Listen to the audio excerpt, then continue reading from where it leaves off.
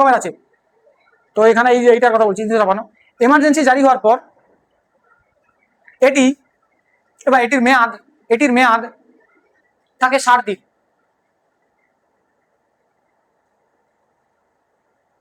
এটির মেয়াদ থাকে 60 দিন, 60 ডেজ বা 2 মাস লিখতে পারো, 2 মাস না লিখে 60 ডেজ লেখো, সংবিধানে ওটাই লেখা আছে, 60 দিন লেখা আছে, 60 দিন। আচ্ছা, 60 দিন তো ঠিক আছে, এই 60 দিন কেন দেওয়া হয়? যাতে মাঝখানে অধিবেশন বসিয়ে ওটাকে বিলটাকে পাস করিয়ে ওটাকে আবার লাগু করা যেতে পারে, যে অরিজিনাল দরকার কি দরকার না। ওটা তো তাড়াতাড়িতে শুরুতে যে টাইমটা দেয় না, ওরা তাড়াতাড়িতে করে দেওয়া হয় আর কি, ওই জন্য ওটা কম টাইম থাকে। তুমি ওটার ক্ষেত্রে দেখো 1 মাস ছিল, এটার ক্ষেত্রে 2 মাস, তার মানে কম সময়, মানে জলদি জলদি লাগু করে দেওয়া হয়েছে আর কি, যে এই ঝটপট করো, কোনো রকম করো, আরে ঝামেলা হয়ে গেছে ওখানে, আন্তরিক গোলযোগ হয়ে গেছে, জলদি করো, প্রেসিডেন্ট রুল না লাগালো। আচ্ছা তোমাদের বলি, প্রেসিডেন্ট রুল যখন জারি হয়ে যায়, তো ধরো রাজ্যে, আমাদের রাজ্যে ধরো আজকে মনে করো প্রেসিডেন্ট রুল জারি হয়ে গেল, তার মানে 355 বা 356 মধ্যে কিছু একটা কাণ্ড হয়েছে, তারপর 355 ধরো মানা হয়নি, 355 মানে সাংবিধানিক ব্যবস্থা ভেঙে পড়েছে, মানে সরকার পড়ে গেছে, মানে এখন বোঝা যায়নি যে কোন সরকারকে পাওয়ারে রাখা হবে, মানে না ওদিকে সরকারের মেজরিটি আছে, না এধারে কোনো পার্টিরই মেজরিটি নেই, না বিজেপির আছে, না তৃণমূল, কোনো পার্টির ধরো মেজরিটি নেই, মেজরিটি মানে ওই 148টা, ও কারুর নেই, কতটা সিট কারুর কাছে নেই, তো কারুর কাছে নেই মানে সবাই কি, তার মানে কি সাংবিধানিক ব্যবস্থা, মানে তখন তো আরে মেজরিটি না থাকলে তুমি কাকে মুখ্যমন্ত্রী করবে, বা কোন পার্টিকে তুমি পাওয়ারে আনবে, যে বলবে যে মুখ্যমন্ত্রী বানাও, করতে পারবে না তো কাউকে, তখন কে পাওয়ারে আসে?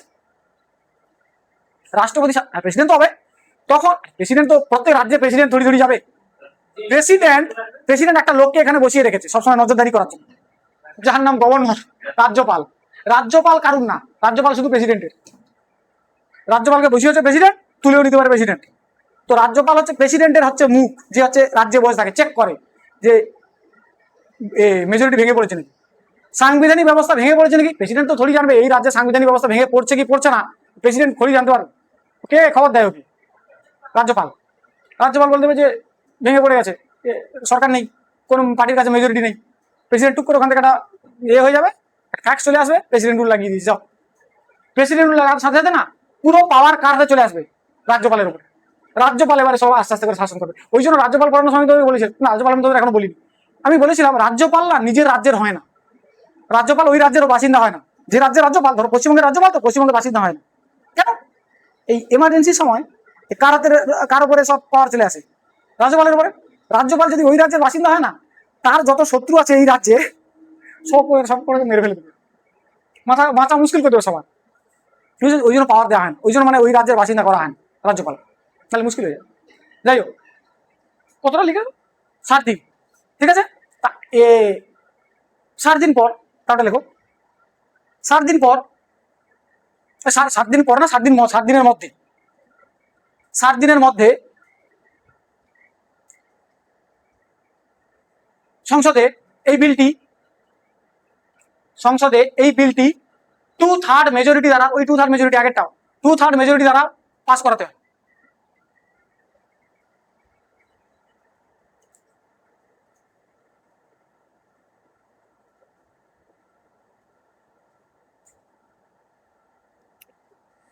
আচ্ছা,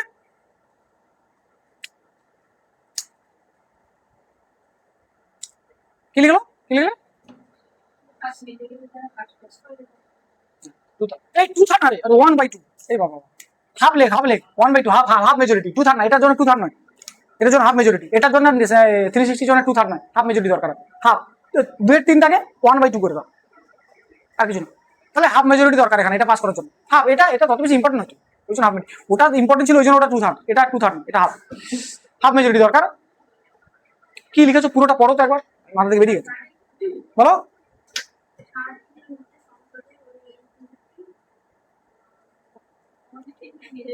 দ্বারা পাস করাতে হয় 60 দিনের, নয়তো 60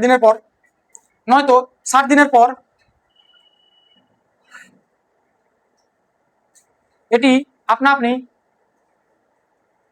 খারিজ হয়ে যায়, নয়তো 60 দিনের পর এটি আপনা আপনি খারিজ হয়ে যায়।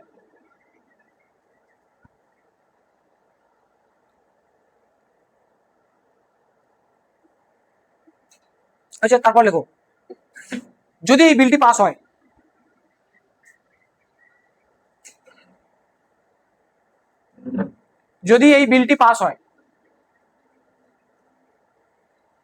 তাহলে এটি চলবে 6 মাস পর্যন্ত। তাহলে এটি চলবে 6 মাস পর্যন্ত এবং 6 মাস অন্তর অন্তর যদি বিলটি পাস হয় তাহলে এটি চলবে 6 মাস পর্যন্ত এবং 6 মাস অন্তর এটি পুনরাবৃত্ত হতে থাকবে এবং 6 মাস অন্তর এটি পুনরাবৃত্ত হতে থাকবে 3 বছর পর্যন্ত।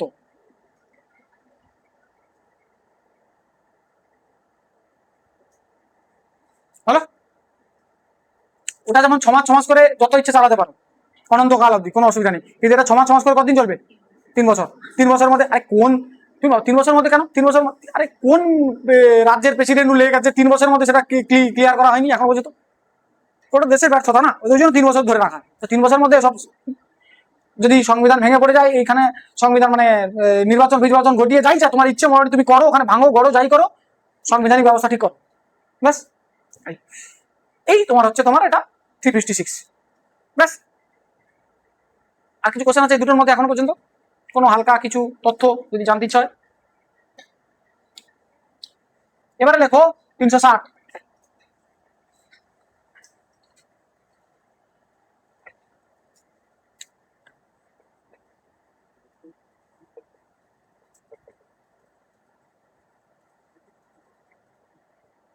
আর্থিক জরুরিকালীন অবস্থা, এটা লেখো ফাইন্যান্সিয়াল এমার্জেন্সি বা আর্থিক জরুরিকালীন অবস্থা 360 নম্বর আর্টিকেল।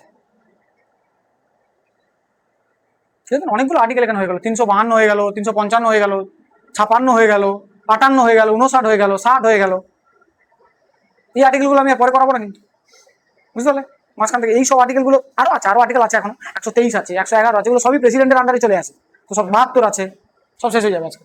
নাও 360, আচ্ছা এবারে বলি, না লেখো তোমরা লেখো। দেশের আর্থিক অবস্থা, দেশের আর্থিক অবস্থায় অতিরিক্ত ত্রুটি দেখা দিলে, দেশের আর্থিক অবস্থায় অতিরিক্ত ত্রুটি দেখা দিলে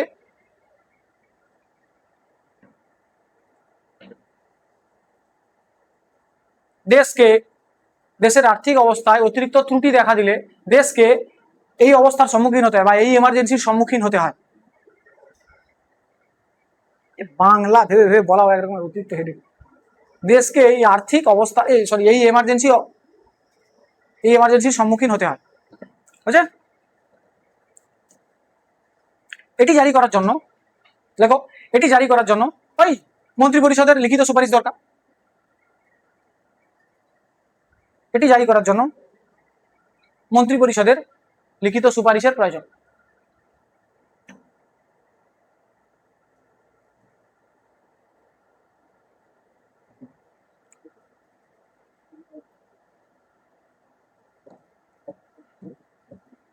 এটি জারি করার জন্য মন্ত্রী পরিষদের লিখিত সুপারিশের প্রয়োজন হয়েছে। দেখো, এটি জারি করার পর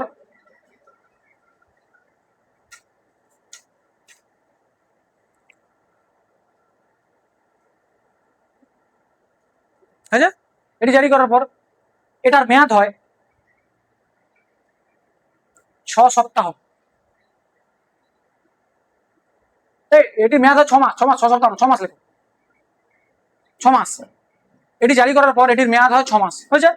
আচ্ছা এবারে বলি 6 মাস, এই 6 মাসের মধ্যে কি করতে হবে? ওই আগে এগুলো যেগুলো করছিলেন, মন্ত্রী পরিষদকে ডাকো, বিল পাস করাও, এইসব করো। এটাও হাফ মেজরিটি, কোনো প্রবলেম নেই, হাফ মেজরিটি বিল পাস করে দিলে। আচ্ছা বিল পাস করার পরে, আচ্ছা যেদিন আমি তোকে বলি আজ থেকে মনে করো তোমার আর্থিক জরুরিকালীন মানে এই 360 জারি হয়ে গেছে, কতদিন চলবে এটা? 6 মাস। এই 6 মাসের মধ্যে, আচ্ছা এটা কখন জারি হয়ে যাবে আমি সেটা বলছি, তোমরা 6 মাস দেখেছো তো? আচ্ছা ওটা তো অর্ডিন্যান্স আছে, 6 মাস করে কতদিন চলবে? অনন্তকাল। এর কোনো মানে এর তুমি ভাবো না যে, আচ্ছা আমি তোমাকে বলি একটা কথা বলি, এটা জারি হওয়ার পর মানে 6 মাস তো শুরুতে হয়, 6 মাসের মধ্যে অধিবেশন বলে যদি এটা পাস করিয়ে দেওয়া হয় না, মানে 6 মাস তো তুমি জাস্ট এদের জন্য জারি করতে, শুরুতে যেগুলো হচ্ছিল তুমি 6 মাস জাস্ট করে দিলে। এবারে তোমার মন্ত্রী পরিষদ বসলো, অধিবেশন বসলো, পাস করে দিলে, বিলটা পাস করে দেওয়ার পর যদি বিল পাস হয়ে যায় তাহলে এ সারা জীবনের জন্য লাগু হয়ে গেল। এমন হয়েছে 6 মাস পরে লাগু থাকবে, তার ওরকম নাই। সারা জীবনের জন্য চলে গেল। বলবে তাহলে স্যার একে বন্ধ হবে কখন? একে বন্ধ করার জন্য বিল আনতে হয় নতুন করে, যে বন্ধ বিল, মানে 360কে বন্ধ করার, তার জন্য বিল আনতে হয় নতুন করে, বুঝতে পারলো? ওগুলো যেমন যেমন 6 মাস পরে শেষ হয়ে যায়। আরে এতে ফাইন্যান্সিয়াল এমার্জেন্সি, এটা 352, সে কতদিন শুরু হয়েছিল? শুরুতে 1 মাস, তারপরে অধিবেশন বসলে সেটা কতদিন যায়? 6 মাস। আচ্ছা, এর আগেরটা 356 যেটা, সেটা কতদিন চলেছিল? শুরুতে 2 মাস, অধিবেশন বসলে সেটাও 6 মাস। হ্যাঁ, থাকবে সে 3 বছর, যেমন অনন্তকাল অবধি থাকে 6 মাস 6 মাস করে, 3 বছর। এটা ছাড়ো, এটা শুরুতে চালু হচ্ছে কতদিন? 6 মাস, অধিবেশন বসার পর কতদিন চলবে? অনন্তকাল, বুঝতে পারলেন? একে বন্ধ করার জন্য বিল আনতে, বুঝতে পারলেন? দেখো কতদূর লিখেছো তোমরা? মেয়াদ 6 মাস। হ্যাঁ, এটিকে বন্ধ করার জন্য অধিবেশন বসার পরেও, অধিবেশন বসার পরেও এটিকে, এই অধিবেশন বসার পরে এটি অনন্তকালের জন্য স্থায়ী হয়ে যায়,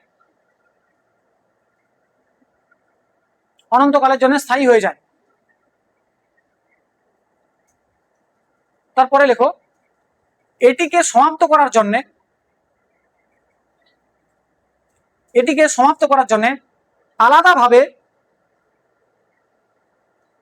সমাপ্তি বিল উপস্থাপনা করতে হয়।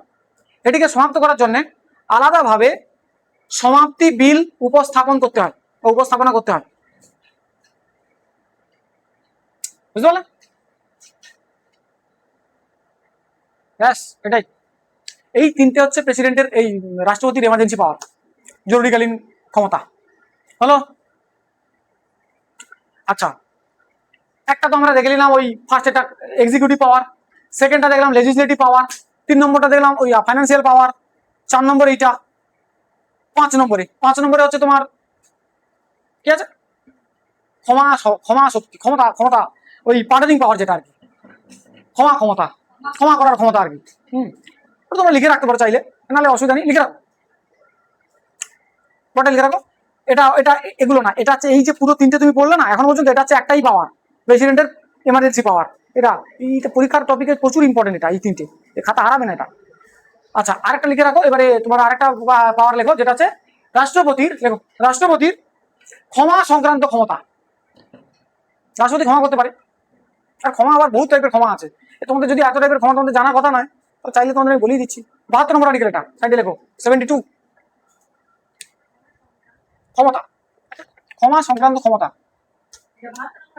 হ্যাঁ,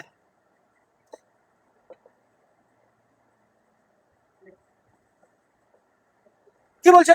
রাষ্ট্রপতি ক্ষমা করবে, এই বেশ কিছু রাষ্ট্রপতি ক্ষমা করতে পারে। ক টাইপের ক্ষমা আছে? বহু টাইপের ক্ষমা আছে।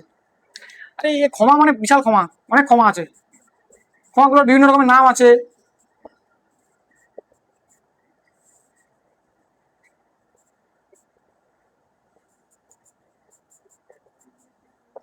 পার্ডন, রেমিশন, রেসপাইট আছে একটা।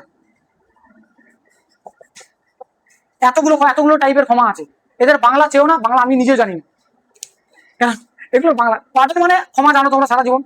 রেমিশন, এগুলো সবই ইংরেজি টার্ম, টেকনিক্যাল টার্ম সবকটা। Remission, commutation, reprieve, respite. কি তুমি দেখবে এই রেপ্রাইভ বলে যেটা আছে না, এটা বিশেষ করে মেয়েদের ক্ষেত্রে বেশি লাগায়। তুমি দেখবে কোনো মেয়ের ধরো ফাঁসির হুকুম হয়ে গেছে, ফাঁসির হুকুম হয়ে যাওয়ার পরে জানা গেল যে 2-4 মাস পরে জানা গেল সে প্রেগনেন্ট, কি করা হবে তখন? তার ফাঁসির হুকুম হয়েছে, তার পেটের বাচ্চা তো নয়, তো ততদিন পর্যন্ত এই বাচ্চা যতদিনে জন্ম হচ্ছে না, ততদিন পর্যন্ত ডিলে করে দেওয়া হবে। তার জন্য এইটা রিপ্রাইভ। হ্যাঁ, এত ভালো করে জানিস কি করে? সিনেমা দেখি না, তাই হতে পারে, তাই বল। তাহলে এরা এত ভালো করে বলছে কি করে ওটাকে? হ্যাঁ, এগুলো হয়। তো ওই মহিলাটা ফাঁসির হুকুম হয়েছে, পেটের বাচ্চাটা নয়, তো পেটের বাচ্চা যতদিনে জন্মাচ্ছে ততদিন পর্যন্ত এই ফাঁসিটা ডিলে করে দেওয়া হবে। তো তার জন্য এইটা ক্ষমা, এই ক্ষমা সংক্রান্ত ক্ষমতা। হ্যাঁ, যেদিনকার জন্ম হবে, আরে না রে বাবা, জন্ম হয়ে ওটা টানবে কিছুদিন, যতদিন পর্যন্ত সে না হচ্ছে, মানে অ্যাকচুয়ালি কত ব্রেস্ট ফিডিং যতদিন করছে আর কি, ততদিন ও মোটামুটি থাকবে, তারপরে ওটা ছেড়ে দিলে তারপরে ও খুব খারাপ হয়, ও খুব ডেঞ্জারাস হয় ওসব। দেখো মেনলি না, এমনি নর্মালি তো এখনো পর্যন্ত এরকম কোনো কেস আসেনি সামনাসামনি। তা একটা কেস যদি বাইচান্স উঠেও আসে, ততদিনে কি করে, ততদিন পর্যন্ত যখন হয়ে যায় না, তখন এখন যা কেস হয়ে গেছে, এখন উকিল মোটামুটি খুব ব্রুটাল কেস না হলে ক্ষমা একদম করে দেয়। মানে এই আমি বলছি, এগুলো তো বলে দেবো, মানে ওটাকে না কিছুটা ক্ষমা করে দেয়। মানে কি বলতো, ওটাকে রিগোরাস ইমপ্রিজনমেন্ট করে দেয়, মানে সশ্রম কারাদণ্ড করে দেয় আর কি, ফাঁসি থেকে মেরে দেয় না। হ্যাঁ দেখো, পাঠান, পাঠান মানে ফুল ক্ষমা। তুমি ধরো 12-14 জনকে খুন করে এসছো, তুমি প্রেসিডেন্টের কাছে গেছো, প্রেসিডেন্ট এইটা করে দিয়েছে, এইটা এই পাঠান, এই 1 নম্বরটা, এটা মানে হচ্ছে ফুল ক্ষমা, কিচ্ছু নেই তোমার কাছে, কিছু থাকবে না, তুমি একদম পরের দিন মালা করে ঘোরো একদম বাইরে, কিচ্ছু, কেউ কিছু বলবে না। এটা খুব খারাপ, এটা প্রেসিডেন্ট কোর্ট বেশি ইউজ করে না। পার্টিং এমন তো কোনো লোক হয় না যে 12 জনকে খুন করবে তাকে ছেড়ে দেবে পরের দিনকার, কোনো কিছু হয় না। তো এই পাওয়ারটা হচ্ছে পার্টিং পাওয়ার, এটা হচ্ছে সবচেয়ে বড় পাওয়ারফুল পাওয়ার, এরকম খুব করে করা হয় না। 2 নম্বর, এটা হচ্ছে রেমিশন। এই রেমিশন আর কমিউটেশন, এই দুটোর মধ্যে দুটো একই রকম প্রায়। আমি বলি এই কমিউটেশনটা বলি। কমিউটেশনে কি হয়, হার্ডার সেন্টেন্সকে লেসার সেন্টেন্স করে দেওয়া হয়। মানে তোমাকে মনে করা হয় যে তোমাকে সশ্রম কারাদণ্ডে দণ্ডিত করা হয়েছে। সশ্রম কারাদণ্ডে মানে তুমি জেলেও থাকবে, কাজও করবে, ঠিক আছে। আর 10 বছর হয়েছে, তোমার হয়েছে 10 বছরের সশ্রম কারাদণ্ড, মানে 10 বছর ধরে তুমি জেলে থাকবে প্লাস কাজও করবে। ওখানে জেলে অনেক কাজ হয়, যেমন ধরো আরে এই করোনার সময় না মাস্ক বানানো, তারপরে তোমার আর তারপরে বাদ বাকি প্রচুর কাজ থাকে, বেতের ঝুড়ি বানানো, বই ফই মলাট করা, এই প্রচুর কিছু কাণ্ড থাকে, কাগজের অনেক কাজ থাকে, আর প্রচুর কাজ থাকে যেগুলো করে, আর যেগুলোর জন্য তোমাকে টাকাও দেয় ওরা। হ্যাঁ, যাতে তুমি এই ফিল্ডটা নিতে পারো যে কাজ করে পয়সা কামানো যায়, চুরি চামারি করে নয়। তুমি দেখবে জেলকে জেল বলে না, সংশোধনাগার বলে। কেন? সংশোধন করা হয় নাকি ওখানে তোমাকে, সংশোধনাগার সাথে মারামারি হয়েছে আলাদা কথা, তো ওটা কথা মারা এরকম সংশোধনই করা। দেখো কম্পিটিশনে কি হয়, কম্পিটিশন হচ্ছে হার্ডার টেনিও চেঞ্জ করা না, মানে তোমার ধরো 10 বছরের সশ্রম কারাদণ্ড হয়েছে, তোমার ওই 10 বছর 10 বছরই থাকবে, শুধু সশ্রম কারাদণ্ডের বদলে তোমার নিরাশ্রম কারাদণ্ড হয়েছে। মানে যে তোমার কাজ করতে হতো কাজ করতে হবে না, হার্ডার থেকে একটু লেসার, হ্যাঁ খাওয়া দাওয়ার ঘুমো এরকম আর কি, তো লেসার সেন্টেন্স হয়ে যাবে এরকমটা, বুঝতে পারলে। টেনিও সেম থাকবে, মানে 10 বছর 10 বছরই থাকবে। 10 বছর যেটা তোমাকে সশ্রম কারাদণ্ড করতে হতো, এই সেটা তোমার 10 বছর ওই সশ্রম কারাদণ্ড করতে হবে না, তুমি আরামসে থাকতে পারবে। আর এটা রেমিশনে কি হয়, রেমিশনে উল্টোটা হয়, টাইমটা কমিয়ে দেবে, সশ্রমই থাকবে, 10 বছর থেকে 5 বছর হয়ে যাবে, বুঝতে পারলে। কি বুঝলে? ধরো 10 বছরের সশ্রম কারাদণ্ড, ঠিক আছে, এখন 5 বছরের সশ্রম কারাদণ্ড হয়েছে, কোনটা এটার মধ্যে কোনটা? এটা রেমিশন যেটা। আর 10 বছরের বিনাশ্রমের কারাদণ্ড যেটা, বুঝতে পারলে। টাইপ দেখো, এতগুলো টাইপের, তোমাদের এই টাইপ যদি সত্যি কথা বলতে গেলে পরীক্ষা লাগে না, এই শুধু এখন সিভিল সার্ভিস ছাড়া কোথাও কোনো পরীক্ষা লাগে না। আর এই রিপ্রাইভটা ফিজিক্যাল কন্ডিশন, যদি কারোর শারীরিক সেরকম সক্ষম না থাকে, আরে তুমি ভাবো না সে হয়তো যক্ষা রোগে ভুগছে, তুমি তাকে ফাঁসি থেকে ঝুলিয়ে দেবে, আর সে তো অর্ধেক এমনিতে মরে আছে, কি তুমি ফাঁসিতে ঝোলাবে? তো তার জন্য কিছু ডিলে করে দেয়, ফার্স্টে সুস্থ করো তারপর মেরে দাও, এরকম আছে। তো এটা রিপ্রাইভ। আর রেসপাইটও একরকমের আলাদা, রেসপাইটও একরকমের ওইরকম ফিজিক্যাল কন্ডিশন, তবে ওই এটাও ফিজিক্যাল কন্ডিশন, এটাও ফিজিক্যাল কন্ডিশন, এটা শুধু খালি না ওই প্রসূতিদের ক্ষেত্রে আর কি, বিশেষ করে মহিলাদের ক্ষেত্রে হয়, আর এটা তো এমনি নর্মাল সবার ক্ষেত্রে। মানসিক কন্ডিশন কারো না কারো খারাপ হতে পারে, কেউ মানসিকভাবে বিপর্যস্ত হয়ে গেছে, সে দেখা গেল সাইকোলজিক্যালি সে ডিসঅর্ডারে ভুগছে। আরে অনেক সময় হয় না, লোক খুন করে দিয়েছে, পরে জানা গেল যে ডিআইডি ছিল, ডিসোসিয়েটিভ আইডেন্টিটি ডিসঅর্ডার, এরকম ছিল।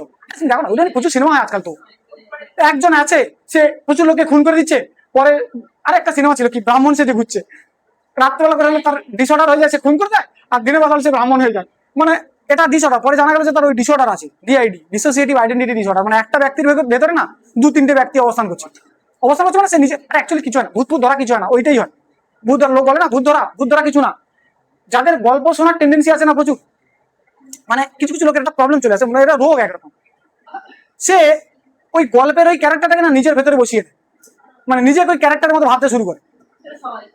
না রে বাবা, ওটা মানে ওটা রোগে, তুমি যেটা ভাবছো সেটা তুমি আর তোকে যদি তুই ওরকম করে, তুই ধরো এরকম সেই কিছু কিছু সিনেমা আছে, এগুলো সিনেমা হয়, এগুলো নিয়ে পছন্দ।